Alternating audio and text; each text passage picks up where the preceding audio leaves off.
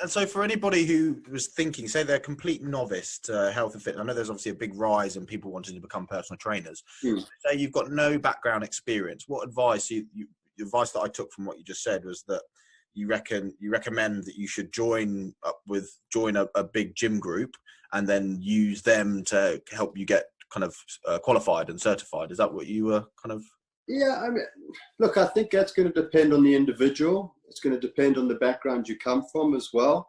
If you've come straight out of school and never had a job, it's probably a good place to start. It's going to give you some corporate ties. It's a recognizable brand. It can help you in a lot of ways. And you know, there's nothing wrong with people doing that. If you're somebody who's coming from a sporting background, for instance, and you've already got a bit of an identity of your own, then maybe look at sort of going at more of a niche market and teaching what you know as an athlete or whatever, and use your profile in that way. So I think it's really going to depend on the individual. From my perspective, I chose to do that because I had no idea how to begin. I'd sort of done an online course, and it took me a year to do it via distance learning, because I was still working full time. Once I sort of had enough qualifications, I then applied to Virgin Active, partly because a friend or the trainer of my wife at the time had suggested, look, you know, why don't you give it a go? They're having an open day. And so that's kind of how I got into it. I've met other people who have had a very clear and definite path that they've wanted to follow. And I think if you have that, it can put you ahead of other people. It also helps to sort of know the direction you want to take.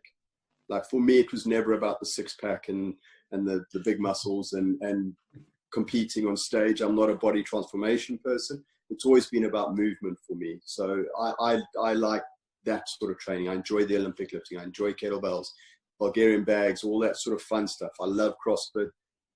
It's not so at the moment, the name CrossFit's probably going through a bit of a tough time, but the modality and the ethos, I guess, isn't it? The ethos. It's done wonders for a lot of people. And you know, all my family do it. My wife does it. My kids do it. I do it. I coach it. And it's, for me, that's been great. But for other people, it could be that they want to do the body transformations. They might want to go nutritional one.